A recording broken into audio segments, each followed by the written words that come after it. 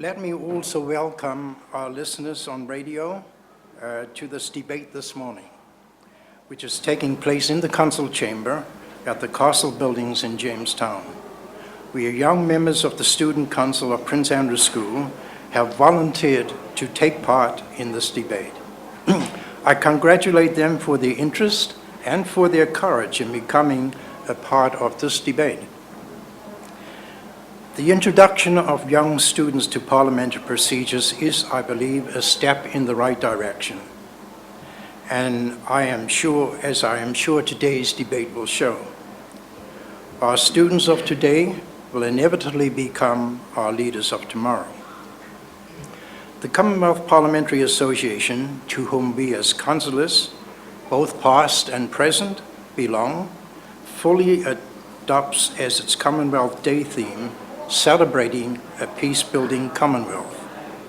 It is therefore most appropriate that the topic of today's debate is also about promoting and contributing to peace-building by the members of this Commonwealth. So our panel today, ladies and gentlemen, consists of 6 students from Prince Andrews School who are supported by an equal number of our councillors.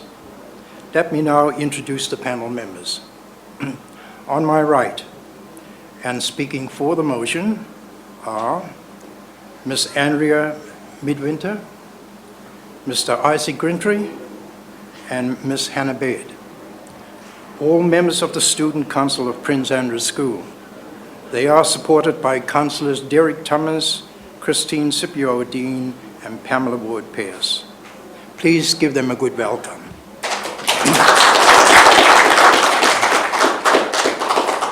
Thank you. On my left, and speaking against the motion, are Mr. Dwayne Yon, represented today by Mrs. Cheryl Bidwell, as Dwayne is absent due to attending his grandfather's funeral. We send Dwayne and his family our condolences.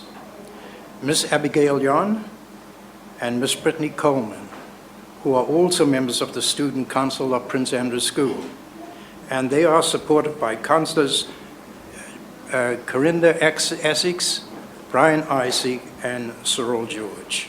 Please give them a good welcome. Thank you. Now we shall proceed with the debate, and I will now call on Ms. Andrea Midwinter to introduce her motion. Ms. Andrea Midwinter. Mr. Speaker, I beg to move that members of the Commonwealth should make promoting and contributing to peace building their highest priority. Thank you, Ms. Midwinter. Is there a seconder to the motion? Mr. Speaker, I beg to second. Thank you very much indeed. Right. Now, to Ms. Midwinter, would you like to explain your motion? Mr. Speaker, today on the 13th of March 2017, 52 countries have come together to celebrate Commonwealth Day. 52 branches of countries and islands distributed across the Commonwealth's Parliamentary Association's 9 regions of Africa, Asia, Australia, the British Islands and Mediterranean, Canada, the Caribbean, Americas and Atlantic, the Pacific, the Southeast Asia and Southeast Asia. The Commonwealth countries come together for many events such as the Commonwealth Games and Youth Games. Today, a baton will be sent from Buckingham Palace and begin a long, extraordinary journey over the next 12 months. The baton will visit people living in the nations and territories of our Commonwealth family in every continent and ocean.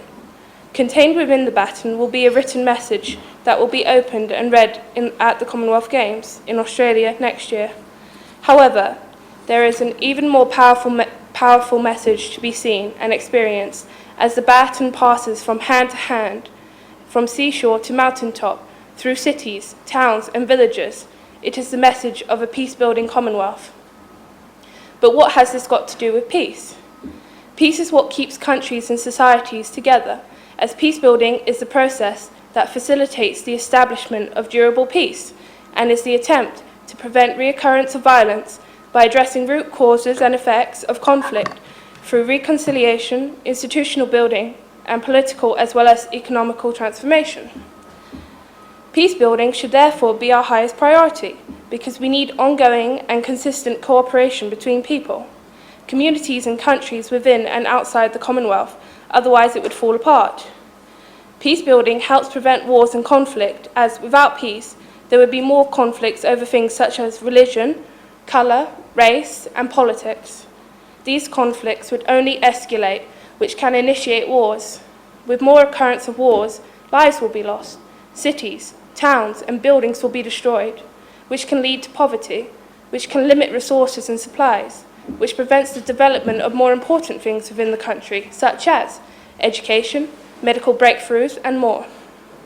Wars can also affect the land at which livestock and crops would be maintained, as well as it can cause many diseases, as water is contaminated and can cause disease and only create more problems for the country.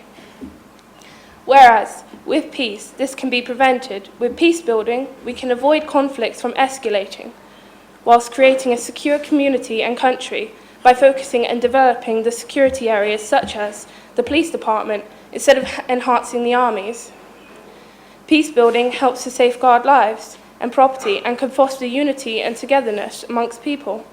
We can develop the country when it is safe, stable and secure environment and community. This can be achieved if everyone promotes and contributes to peace building. We would need to make and keep a continuous effort to maintain the peace in the world. We would have to strive to strengthen the capacity of war-torn societies and support our communities by not only in preventing but resisting and overcoming violence, so we can address conflict without war and prevent the catastrophic effects it will cause.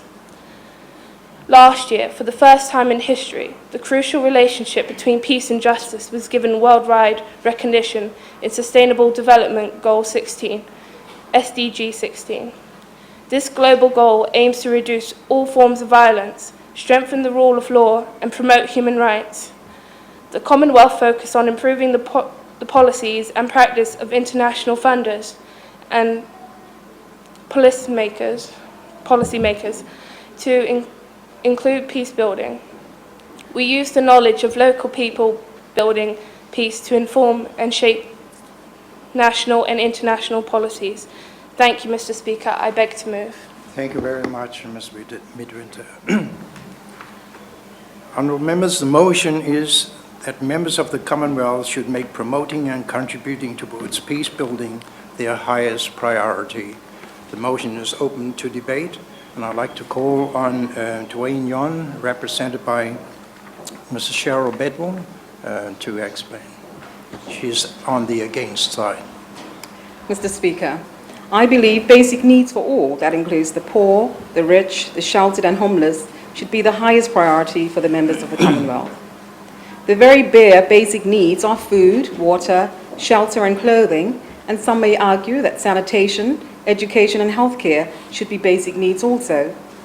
Having food and water security, as we all know, are extremely essential to ensure survival of all living things. While shelter and clothing are not really essential to survival unless you're in an extreme environment, they do make life less miserable.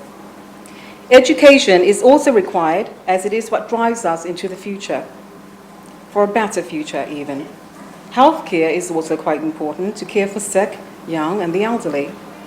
Usually when basic needs are not met, suffering and loss of life will be rife, and in the worst case scenario, civil war can break out, and then even more suffering and loss of life will happen. And so it is for that reason, I think, that basic needs of all in our community are met with the utmost priority. If I may recall, the Black Death was one of the most devastating pandemics in human history, resulting in the deaths of an estimated 75 to 200 million people, caused by lack of hygiene, healthcare, poverty, and improper management of household waste. Can we allow history to repeat itself? I beg to ask, why should we promote peace building when the fundamentals, like basic needs, are not met? Thank you, Mr. Speaker. Thank you on behalf of Dwayne Yon. Now, speaking for the motion, I will call on Isaac Grimtree. Isaac? Mr. Speaker, I raise in support of this motion that members of the Commonwealth should make promoting and contributing to peace building their highest priority. My reasons for this are as follows. If we do not consider war and conflict to be the Commonwealth's top priority, there will be consequences which will affect us one way or another. War and conflict can eventually lead to poverty due to the destructing of buildings. These buildings can be people's homes or workplaces. Also, death numbers are immensely high in conflict areas, which can be war participators or locals. Loads of these victims suffer from war by serious injuries like loss of limbs. War also leads to the destruction of government buildings, which can lead the place into corrupt, whereby the government has been overtaken. Schools can also become affected by war, as most of the money will be spent on the army, etc. And if peace building was the top priority, more money would be spent on education or infrastructure rather than protection against other countries. Doing this will turn education to highest priority and focus more on the development of the country. If basic essential supplies like water can become contaminated or cut off because of war, electricity can also be interrupted. Communications can be hacked. Medical care can become backed up due to the immense amount of casualties produced by the war. Also, medical resources can be short, like drugs and other essential medical supplies. If peace building was to be the highest priority, the government would focus their spending on law and order and security, and ensuring that our police service are adequately maintained and properly trained to protect all in society. This would lead to greater protection in our society and provide better opportunities for our youth and for them to have a higher level of access of education, which would lead to better benefits for our island and our youth being able to take on the higher level job opportunities. Mr. Speaker, I support the motion. Thank you very much, Member. Now, speaking against the motion on my left, I will call on Abigail Yon. Abigail. Mr. Speaker, I would like to suggest today that there will be no need for peace building if everyone has an education. It's simple. Any educated person would strive for peace. Any educated person would never allow war, crime, hate to happen in the first place. If the Commonwealth had to make education their top priority, they would not even have to think about peace, as it would all fall into place. There are so many in need for education. It is anticipated by 2050 there will be 1.2 million youth around the world with lack of basic education and employment opportunities. We know that a lack of education and a lack of employment will only lead to a world of crime. Without sufficient income to have basic needs such as shelter, food, and clothing, people will become more vulnerable, therefore becoming more involved with conflict. We need to start at the beginning, and that is education, which is the key tool in fighting poverty. Promoting peace, respecting differences. We need to start in education for peace, which will allow us all these things. I would like to remind you that most wars and crimes are started because of intolerance, greed, to have more than what we deserve. But again, with education on morals, respect, and dignity, then the people of this world would not find it necessary to fight for what isn't theirs. Why spend time and money on peace when we can have peace through an educated world? Thank you very much indeed, Ms. Abigail Yon. Speaking for the motion on my right, I will call on Ms. Hannah Bird. Mr. Speaker, without war, the world will be more peaceful, as there will be less poverty due to military expenses and the rebuilding of the country. Less animosity between countries, due to conflict over politics, religion, etc. Therefore, there would be more wealth as less money is spent on military and rebuilding, and can be spent on things such as medical breakthroughs, education, and developing the country. Lives are ruined by war, as people are killed and will never return to be able to support their country. With a decline of population, there would therefore be an insufficient amount of people to do the job that will sustain the country. Furthermore, as many get injured in war, there will also be a decline in wealth, as the country would need to take extra measurements to help those injured by war. Peace building will not only prevent wars, conflicts, and death, but it will create a safe and stable environment for those civilians, for families, and for children, making it possible to solve other important problems such as medical breakthroughs, improvement of education, growth in commerce, farming, industries, and all will help to improve conditions in the world, to improve lifestyles of its people. Thank you, Ms. Beard, for your presentation. Now, turning to my left-hand side and speaking against the motion is Brittany Coleman. Ms. Brittany Coleman. Mr. Speaker, I would like to start today by asking a question. How would someone feel if a loved one needed urgent medical care and our government says, well, sorry, we are going to have to leave it for now because the police need new riot gear to help keep the peace? You agree. There's no contest, is there? Wouldn't you rather the police protect themselves some other way and our loved one's life is saved? Yes, of course it may seem extreme, but there's no way we should be considering weighing up someone's life for that of material things. Many conflicts start due to the lack of health care. There is always going to be someone needing medical care, whether it was brought on through war or from lack of exercise. Putting peace as the highest priority shows a lack of commitment by the government in protecting a basic person's right to live.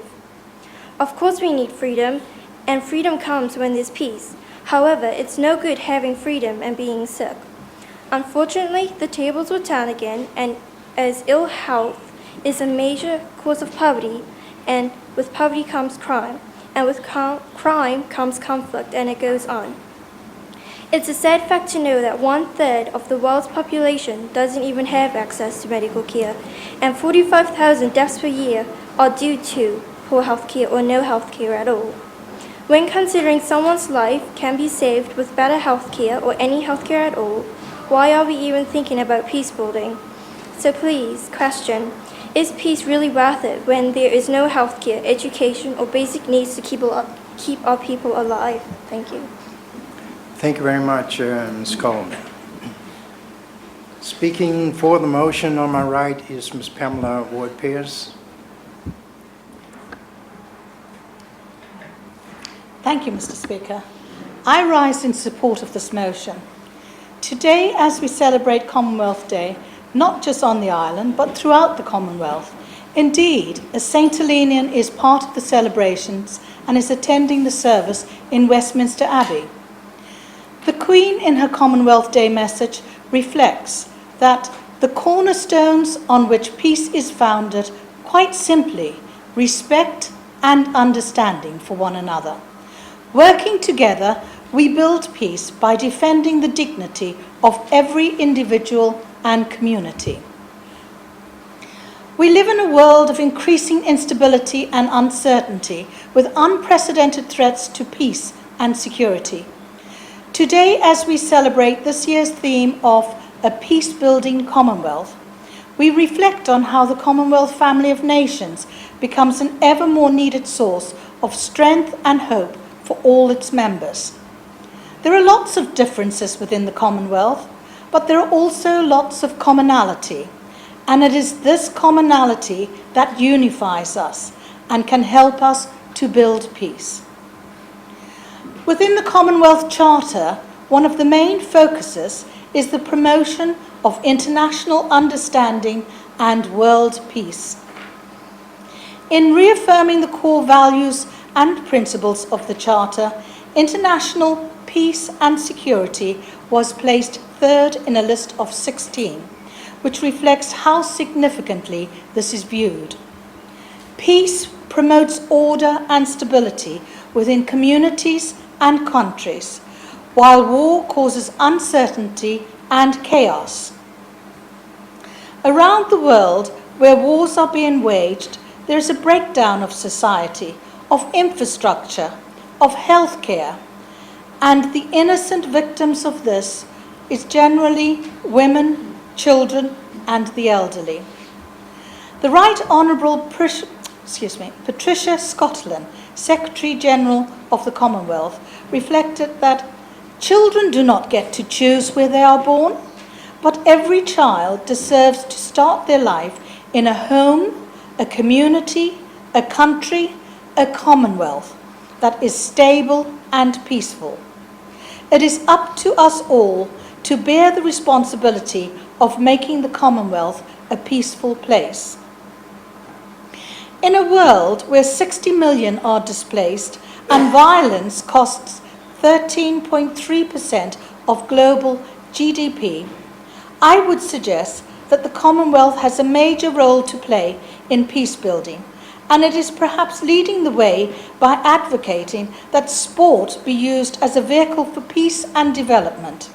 It is perhaps timely to reflect that today the Queen's baton starts its journey across the Commonwealth to arrive in Australia for the 2018 Commonwealth Games. Thank you, Mr. Speaker. Thank you, Councillor Wood-Pearce. Speaking for the motion is Dr. Corinda Essex. Speaking against the motion is Dr. Corinda Essex. Thank you, Mr. Speaker. I don't think any of us in this room today would doubt or question the fact that peacekeeping has to be a high priority.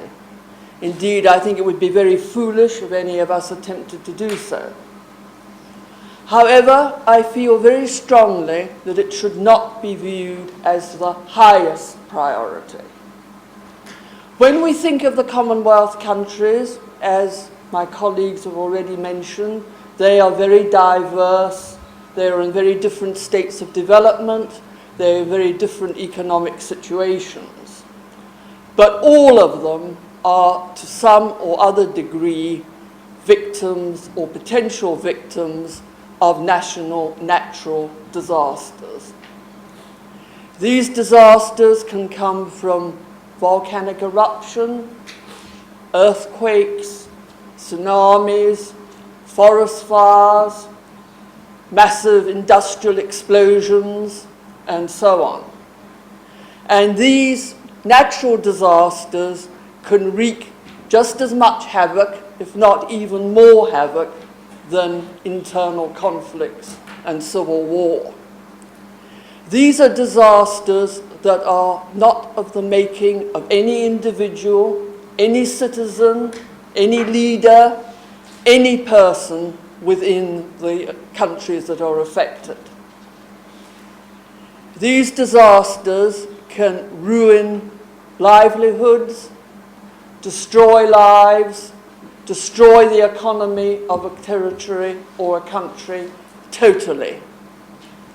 We are very lucky on St Helena that we only have problems with rockfall and, on occasions, damage caused by rough sea conditions. Many other Commonwealth countries are almost routinely affected by hurricanes, tidal waves, volcanic activity, and so on. And I believe very strongly that the biggest threat to Commonwealth countries come from disasters that, as I said, are totally beyond their control. They become innocent victims of a national natural crisis. They need the resources to be able to address the needs of their populations when those crises arise. If they've been using a lot of resources on peace building or actually using limited resources to assist other Commonwealth countries to undertake peace building, their own resources are going to be depleted when they need them most badly. Surely the top priority for every Commonwealth country should be disaster prevention as far as that is possible, disaster readiness and preparedness, and disaster relief. These are activities the Commonwealth countries should support each other to achieve and should earmark a considerable proportion of their resources to help to address. Thank you, Mr. Speaker. Thank you, Dr. Gwenda Essex. Now, turning to my right and speaking for the motion is Councillor Christine Sipiodine. Thank you, Mr. Speaker. Mr. Speaker, I rise in support of the motion. Mr. Speaker, every day people's lives are destroyed because of violent conflicts. But it does not have to be this way. Working together, we can make peace building happen. Stopping violence before it starts is possible. In conflict areas worldwide, local people are building peace, and it should remain a high priority. When war breaks out, it tears lives and communities apart. Jobs and livelihoods are destroyed. Mr. Speaker, Abigail Young refers to education, and Joanne Young's representative refers to basic needs. Peace building is about how things are done, as much as what is done, which includes educating people of our society and providing basic needs. Strengthening and rebuilding the foundations of a society that has been torn apart by conflict is not business as usual. Protracted conflict and violence leave behind not only physical destruction, but institutional disarray, but also a torn social fabric characterized by mistrust, apprehension, and enormous difficulties in even imagining the possibility of working together towards common goals.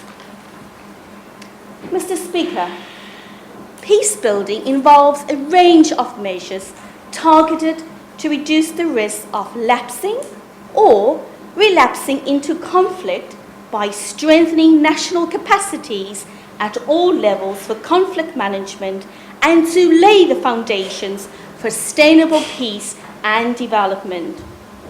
As Ms. Winter, the mover of this motion, has already mentioned, last year, for the first time in history, the crucial relationship between peace and justice was given worldwide recognition in the Sustainable Development Goal. This goal aims to reduce all forms of violence, strengthen the rule of law, and promote human rights. Members of the Commonwealth aims to bring together all relevant parties to advise on and propose integrated strategies for post-conflict peace building and recovery. The Commonwealth also focuses its attention on the reconstruction and institutional building efforts necessary for recovery from conflict and to support the development of integrated strategies in order to lay the foundation for sustainable development. The Commonwealth also promotes an integrated strategy and coherent approach to peace building, noting that security, development, and human rights are closely interlinked and mutually reinforcing. Mr. Speaker, I beg to move. Thank you, Councillor Sipiodine. Speaking against the motion on my left is Councillor Brian Isaac. Thank you, Mr. Speaker. Today we promote a peaceful in Commonwealth. But would we all be glad to see the theme for today? We promote that every man, woman and child in the Commonwealth will be fed and provided with a shelter. Yes, we all would love to see a peaceful Commonwealth, Yet it has been proven that a portion of the money spent on peace building in the Commonwealth were invested in some of the poorest Commonwealth countries. We would not have millions of men, women and children in Africa alone, starving and do not have a safe abode. If this was possible, we would see development that would support economic growth, and the wealth within some of the poorer countries would be shared equally, and the gap between the rich and poor would be minimal, and there would be limited requirement for peace building. It has been clearly demonstrated that peace building throughout the Commonwealth will fail in some countries because of the struggles that comes with unrest and ever-challenging corruptions, which will have resulted in major disasters within internal infrastructures, and in many cases resulting in starvation, famine, limited health and sanitary services, safe drinking water, diseases, pollution, and inhumane treatment. Unless we address those issues, peace building will fail. We must address the poverty in those countries where basic standard of living does not exist. In some Commonwealth countries where poverty is rife, some people survive on $1 a day, where others have nothing. Investing millions of pounds into peace building without first addressing the major international problems within the Commonwealth is a disaster. It's a recipe for disaster. As my honourable friend said earlier, in a world where there are 60 million people are displaced and violence costs 13.3% of global GDP, many of the internal difficulties are not dealt with. Peace building will only contribute to further unrest. There is no higher priority for a father than to feed his family, and the same should be for the Commonwealth, to feed the starving nations of the Commonwealth. Thank you, Mr. Speaker. Thank you, Councillor Brian Isaac. Speaking for the motion on my right is Councillor Derek Thomas.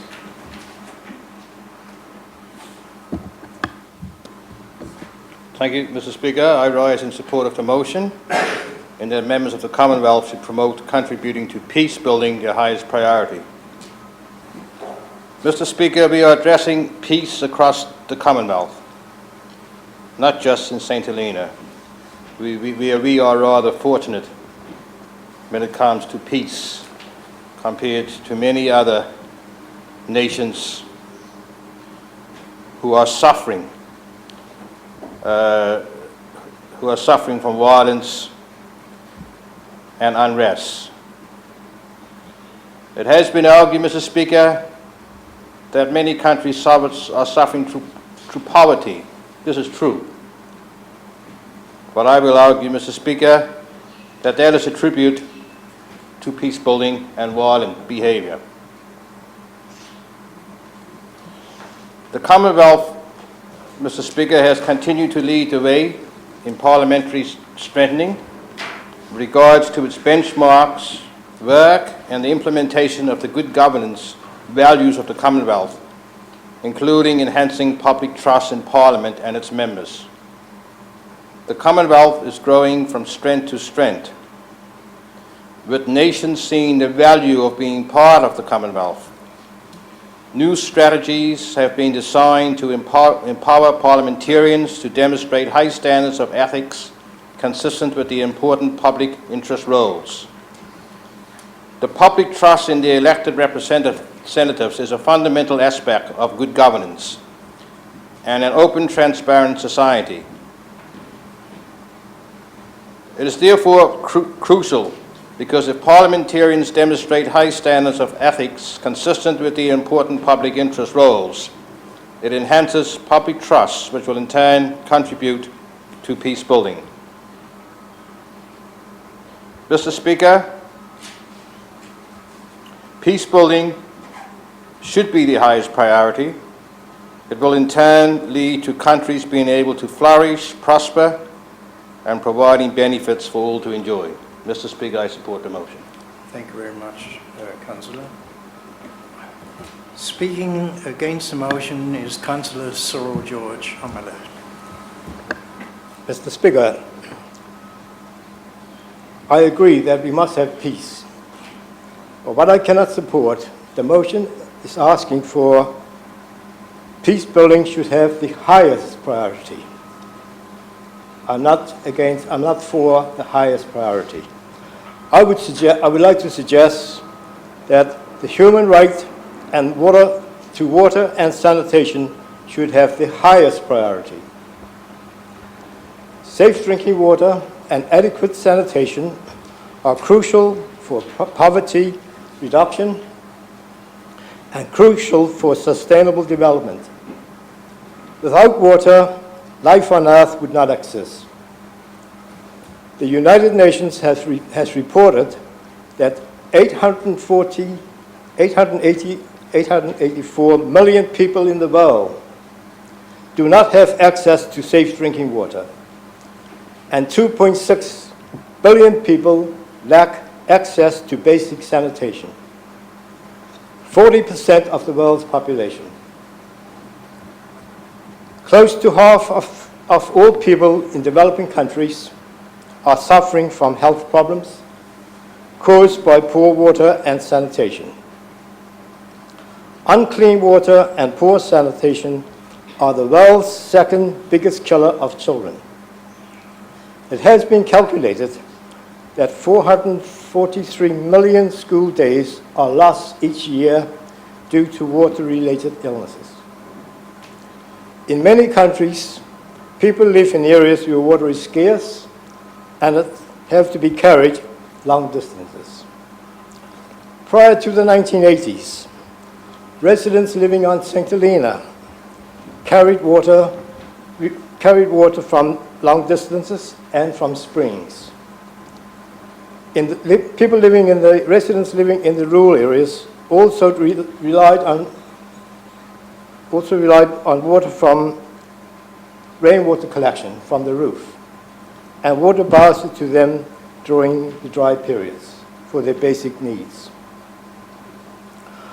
All consumers on St Helena receive untreated water up until the 1980s. Today, Mr. Speaker, 86.6% of the population are supplied with treated water, and 13.4% receives untreated water. Mr. Speaker, honourable members, when turning on your taps today, when you go home or whenever, please think about those people who are less fortunate than we are on St Helena. Thank you, Mr. Speaker. Thank you very much, Councillor George, for the contribution. Well, we seem to have come to the end of the debate. I will now call on the Honourable Mover to wind up and to reply to that debate. Andrea Midwinter. Thank you, Mr. Speaker. Firstly, I would like to say thank you for the support that has been given to my motion today. Those members who spoke against my motion indicated that disasters should be main priority, but disasters are uncontrollable and therefore should have little bearing on peace being a priority. Priorities are set by parliamentarians.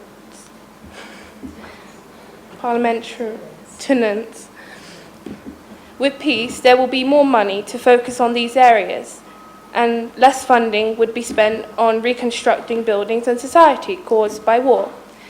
Guaranteed, disasters can also be devastating as civil war.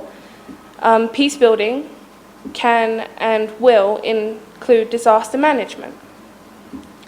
Secondly, poverty, as identified by the Honourable Brian Isaac, is generally caused by civil war, by civil unrest and wars. With peace, this will be prevented. Members of the Commonwealth should make promoting and contributing to peace building their highest priority, as it will prevent conflicts, poverty, destruction of buildings, society and government. It will also decrease the number of deaths and people suffering from serious injuries, mental and physical, from the effects of war, like trauma or loss of limbs. Essential supplies and basic needs like water can become contaminated or cut off. Livestock and crop areas are destroyed. Electricity can be cut off. communications are affected. Overall, with peace, more money can be spent on infrastructure and development, and once peace is acquired, we can focus on other highest priorities. Lastly, Mr. Speaker, I would like to thank my colleagues in participating in this debate today. I am certain that we have thoroughly enjoyed it. Also, Mr. Speaker, thank you to you.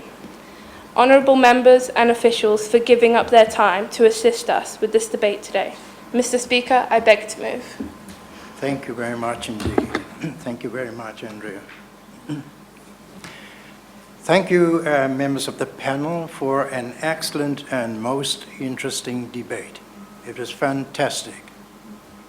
As I had previously informed you, I do not propose to put the motion to the vote, as I am sure there will be an equality of votes result. Because of the very high level of debate on both sides, I would find it myself very difficult to exercise a casting vote if I should try that. And in reality, I, as a speaker, am not allowed a casting vote in council, so I will keep to that procedure. Instead, what I want to do is to thank you all for taking part in the debate today and to tell you how genuinely impressed I am with your standard of debate. It is really fantastic. Young students of Prince Andrew School, please keep those skills up. Try and maintain those levels of skills by continuing to take part in debates whenever you have the opportunity to do so. You have set an example today, which I would like to encourage your other fellow students who are not with us to follow. I am sure your deliberations will stimulate many people, adults as well, into seriously thinking about what we can do to promote peace throughout the world. I wish to thank you all who have been involved in arranging and supporting this session and wish you all well. The debate is now closed. Can we give them a good round?